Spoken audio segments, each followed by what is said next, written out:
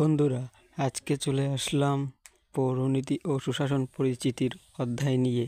পৌরনীতি ও সুশাসন প্রথম অধ্যায়, প্রথম পত্র। আজকে 60টি এমসিকিউ থাকবে, যার মধ্যে আপনাদের পরীক্ষায় 15টি কমন। ফুর বা পুরী কোন ভাষার শব্দ? সংস্কৃত। পৌরনীতির ইংরেজি প্রতিশব্দ কি? সিভিক্স। সিভিক্স শব্দটির উৎপত্তি হয় প্রথম কোন ভাষা থেকে? ল্যাটিন। সিভিক্স শব্দটি কোন ভাষা থেকে এসেছে? ল্যাটিন। কোন দুটি শব্দ থেকে সিভিক্স শব্দটির উৎপত্তি হয়েছে? সিভিস ও সিভিটাস। সিভিস ও সিভিটাস শব্দ দুটি এসেছে কোন শব্দ থেকে? ল্যাটিন। সিভিস ও সিভিটাস শব্দের অর্থ যথাক্রমে নাগরিক ও নগর রাষ্ট্র। ল্যাটিন শব্দ সিভিক্স এর অর্থ কী? নাগরিক। সিভিটাস শব্দের বাংলা প্রতিশব্দ কী? নগর রাষ্ট্র। মানুষ প্রকৃতভাবেই সামাজিক ও রাজনৈতিক জীব। উক্তিটি কার? Aristotle. Man is by nature a social and political animal, and a man who is not a member of a society he is either a beast of or a god. উক্তিটি কার? অ্যারিস্টটল। পৌরনীতি ও সুশাসনের প্রধান আলোচনার বিষয় কি? নাগরিকতা। গতিশীল সামাজিক বিজ্ঞান হিসেবে পৌরনীতি ও সুশাসনের পুরাতন নাম হচ্ছে পৌরনীতি।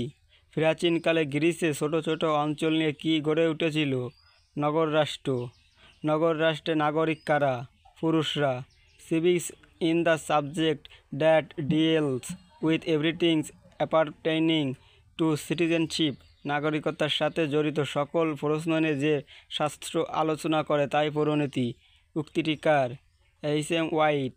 সংজ্ঞা ও বিষয়বস্তুর আলোকে পৌরনীতিকে কী বলা হয়? নাগরিকতা বিষয়ক বিজ্ঞান। এথেন্সের নাগরিকগণ কীভাবে রাষ্ট্রীয় কাজে অংশগ্রহণ করত? প্রত্যক্ষভাবে। রাষ্ট্র কোনটির সম্প্রসারিত রূপ? পরিবার। মানব সভ্যতার আদি সংগঠন কোনটি? পরিবার। পৌরনীতিকে নাগরিকতা বিষয়ক বিজ্ঞান বলা হয় কেন? নাগরিক জীবনের সাথে জড়িত বিষয় নিয়ে আলোচনার জন্য। পৌরনীতি মূলত কী বিষয়ক বিজ্ঞান? নাগরিকতা। আধুনিক রাষ্ট্র ব্যবস্থায় প্রকৃতি কী? জাতীয় রাষ্ট্র। পৌরনীতি ও সুশাসন কোন ধরনের বিজ্ঞান? সামাজিক। জাতিরাষ্ট্রের আদি রূপ কোনটি? নগর রাষ্ট্র। প্রাচীন গ্রিসে কোন ধরনের রাষ্ট্র ব্যবস্থা ছিল? নগর রাষ্ট্র। প্রাচীনকালে কোথায় নগর রাষ্ট্র গড়ে ওঠে? গ্রিস। বাংলাদেশের সংবিধান প্রণীত হয়েছে কত সালে?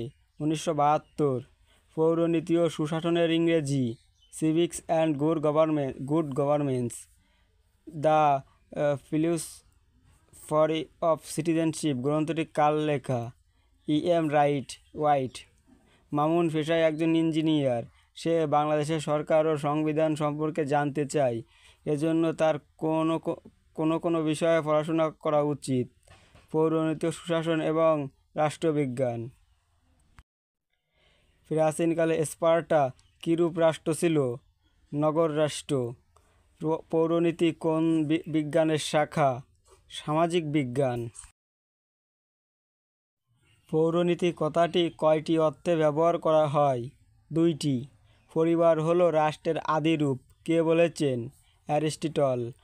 কোনটি ল্যাটিন শব্দ? সিভিক্স। পৌরনীতির আলোচ্য বিষয়? রাজনৈতিক ঘটনাবলী, রাজনৈতিক প্রতিষ্ঠান, নাগরিকের অতীত, বর্তমান, ভবিষ্যৎ। উত্তর সবকটি। পৌরনীতি ও সুশাসন অধ্যয়নের ফলে নাগরিকদের মধ্যে জাগ্রত হয় দেশপ্রেম, নৈতিক কর্তব্যবোধ, দায়িত্বশীলতা। উত্তর সবকটি। পৌরনীতি নাগরিকতা বিষয়ক বিজ্ঞান, কারণ নাগরিকের উত্তম জীবনের পথ দেখায়, সুনাগরিকের গুণাবলী আলোচনা করে, অধিকার ও কর্তব্যের ধারণা দেয়। সঠিক উত্তর সবগুলো। পৌরনীতি ও সুশাসন পাঠ করলে বৃদ্ধি পায় অধিকার ও কর্তব্য সম্পর্কে সচেতনা, মানবতাবোধ, ব্যক্তিস্বার্থ। উত্তর ক। সিভিক্স শব্দটি এসেছে ল্যাটিন শব্দ সিভিক্স, সিভিটাস। সঠিক উত্তর ক। তুহিন 2022 সালে এসএসসি পাশ করে। সে 2022-23 শিক্ষাবর্ষে এইচএসসিতে মানবিক শাখায় ভর্তি হয়। তার একটি ঐচ্ছিক বিষয় ছিল যা পড়ে সে নাগরিকের যাবতীয় বিষয় সম্পর্কে জানতে পারে। ফলে দেশের প্রতি তার দায়িত্ব ও কর্তব্য বেড়ে যায়। উদ্দীপকে তুহিনের পঠিত ঐচ্ছিক বিষয়ের নাম কি? পৌরনীতি ও সুশাসন। উদ্দীপকে তুহিনের গঠিত বিষয়ের বিষয়বস্তু হচ্ছে ইতিহাসের ক্রমবিকাশ, নাগরিকের অধিকার ও কর্তব্য, রাষ্ট্র ও সরকার। উত্তর খ। নাগরিক ও নগর রাষ্ট্র। রাষ্ট্র, অধিকার, নাগরিকদের অতীত বিষয়, নাগরিকদের জাতীয় ও আন্তর্জাতিক ক্ষেত্র। শখের তত্ত্বগুলো দ্বারা কোন বিষয়ের ইঙ্গিত প্রদান করেছে? পৌরনীতি ও সুশাসন।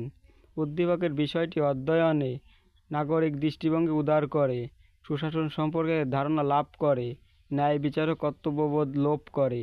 সঠিক উত্তর ক। গণতন্ত্র ও উন্নয়ন শীর্ষক সেমিনারে গবেষক ডক্টর কিবরিয়া বলেন, ভবিষ্যৎ নাগরিকরা যাতে অধিকার ও কর্তব্য সম্পর্কে সচেতন হতে পারে এমন বিষয় সবার পড়া উচিত। ডক্টর কিবরিয়া কোন বিষয়টি পড়ার পরামর্শ দেন? পৌরনীতি ও সুশাসন। বিষয়টি শিক্ষার্থীদের আরও যা শেখাতে পারে: সুশাসনের ধারণা, নেতৃত্বের ধরন, নৈতিকতা। সঠিক উত্তর সবগুলো। পৌরনীতি ও সুশাসনের মূল বা মুখ্য আলোচ্য বিষয় কোনটি? নাগরিকের অধিকার ও কর্তব্য। পৌরনীতির আলোচ্য বিষয় কোনটি? নাগরিক।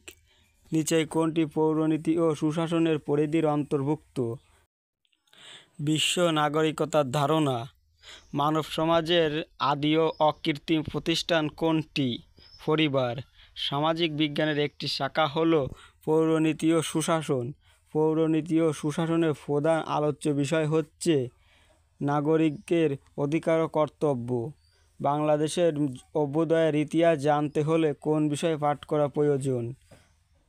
পৌরনীতি ও সুশাসন। সুনাগরিক হওয়ার শিক্ষা দেয় কোন বিষয়? পৌরনীতি ও সুশাসন। নাগরিকতা বিষয়ক বিজ্ঞান কোনটি? পৌরনীতি। রাষ্ট্রবিজ্ঞানের জনক কে? অ্যারিস্টটল। কোন বিষয়ক এডুকেশন ফর সিটিজেনশিপ বলে আখ্যায়িত করা যায়? পৌরনীতি। কে পৌরনীতিকে এডুকেশন ফর সিটিজেনশিপ বলে আখ্যায়িত করেছেন? রবার্ট হাটচিন্স। পৌরনীতি পাঠ করলে একজন মানুষ কিসে উদ্বুদ্ধ হয়? দেশপ্রেমে। পৌরনীতি জ্ঞানের মূল্যবান শাখা বলেছেন কে? এইচ.এম. হোয়াইট। প্রতিটি নাগরিক বিশ্ব সমাজের সদস্য। এর দ্বারা নাগরিকের কোন রূপ প্রকাশিত হয়? আন্তর্জাতিক। কোনটি বৈশ্বিক সংগঠন? জাতিসংঘ।